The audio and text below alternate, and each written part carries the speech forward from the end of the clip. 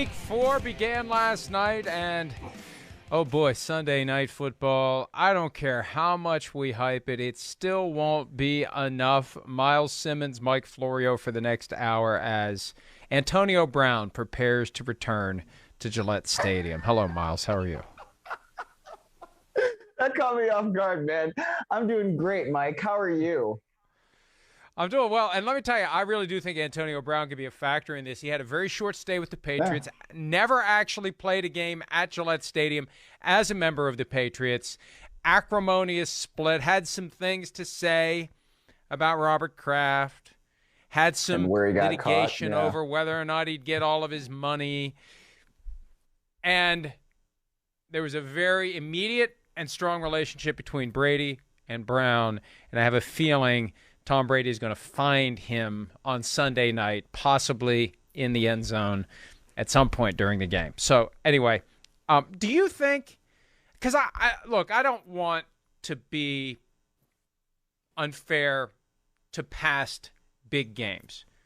Is this the biggest regular season game that you can remember in your 30 long years of life? It's certainly up there, because you don't usually have a guy who's won so many championships coming back to play the team that he played for and won all those championships with. So, yeah, I mean, it's a pretty darn big regular season game. I can say that. I mean, because it's not like it's just two undefeated teams or two teams that are, one is undefeated and then the other is the 8-1 or whatever it was. Like I'm talking about when the Rams and Chiefs played a couple of years ago. That's one of the biggest ones that comes to mind. And you had a really, really good offense going up against that Rams defense and the fact that those two really good offenses. So yeah, I think that it's probably one of the biggest of my lifetime. What about you, Mike? You have a few more years on me. Thank you. Thank you. But we were both one Friday closer to death. You didn't mention it at the top. Yeah, there you go. No, I didn't. Yeah. I'll mention it a few more times. I actually have two games that come to mind, and I found a PFT story from December 2 of 2015 that was written on the 30-year anniversary of one of the biggest regular season games in my lifetime. It was Bears at Dolphins in '85 when the Bears were getting closer and closer to being undefeated. The Dolphins ultimately delivering the only defeat that the Bears suffered that year. The rematch was disrupted, coincidentally, by the Patriots, and then the Bears kicked the crap out of them in Super Bowl 20.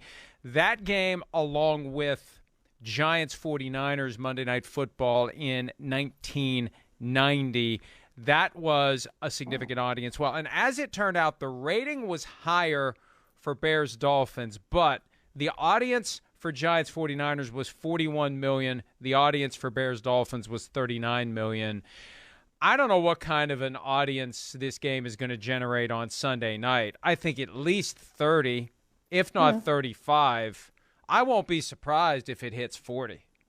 Well, you know what? Another one that I guess I would nominate after you mentioned those two would be Giants Patriots from 2007. Week 17, when the Patriots are trying to go undefeated in the regular season. And then, of course, they end up seeing the Giants again, and the Giants end up winning that game for the Super Bowl. So, I mean, it's just one of these games that the storylines, as we don't necessarily like to say as writers, but they kind of write themselves, right? Because it's just that big, and everybody involved in it is trying to make it smaller than it is. But I don't think that you really can, given the magnitude of everything that Tom Brady did when he was there and how he exited. The biggest audience since 1995, when there was a 35.7 million person viewership for a Thanksgiving game, was that Patriots-Giants game, December 29, 2007. Remember, it was going to be only NFL Network. People lost their minds, or another four-letter word, not starting with M or D. And it was broadcast on CBS and NBC and NFL Network. Total audience of 34.5 million. That's the high water mark, really, since that Giants 49ers game from 1990. I think this gets past 34.5. I think it falls somewhere between 34.5 and 40. I'll say 37.5 million is the over-under if we're taking action at the PointsBet Sportsbook. 37.5 million is the over-under because I don't know whether I'd go over or under that. That's a good number because I'd probably flip a coin whether it goes over or under. All right, we're already over 7.5 minutes, and we haven't even got to any of the things we're supposed to get to. Hello, welcome in. We have 52 minutes now to get you up to speed on everything happening in the NFL. And the top story comes from Buccaneers-Patriots because in addition to Tom Brady, in addition to Antonio Brown, Rob Gronkowski is going back to New England unless he isn't. Rib injury has him listed as doubtful. Now, Myles, they changed the categories a few years ago. It used to be probable, questionable, doubtful, and out. It's now questionable, doubtful, and out. And as best I understand it, and I'm not sure that I or anyone else understands it, questionable is basically 99 to 50% likely to play. Doubtful is basically 49.9 all the way down to 0. Doubtful doesn't get used as much as it could or should. Because if you're just a hair under 50-50, you're doubtful. And maybe doubtful, maybe it's just a little bit of the gamesmanship in which the Patriots always engage being thrown back at them by the Buccaneers. Now, that said, Gronkowski didn't practice Wednesday or Thursday. He was spotted on the practice field today, but officially did not practice. I'd be stunned if he doesn't play. But doubtful, when a guy is listed as doubtful, typically he doesn't play. We'll see if he goes on Sunday night. Yeah, you're right. I mean, I think that you characterized the explanations of questionable, doubtful, and out pretty well there. 1 to 50%. Or 1 to 49.9%, if you're talking about doubtful, and then 50% or higher if you're talking about questionable. But I do think that Gronkowski will at some point be on the field just because of, again, the magnitude of the return, right? He was there for so many years, caught so many passes, especially those from Tom Brady. And I think that there probably is an emotional factor that Gronkowski would like to be there, and he would like to also play alongside Tom Brady, and he would like to be a part of the victory. Now, when a guy doesn't practice, especially when he doesn't practice Wednesday, Thursday, Friday then becomes the day where you're like, all right, if he's not out there, he's probably not going to play.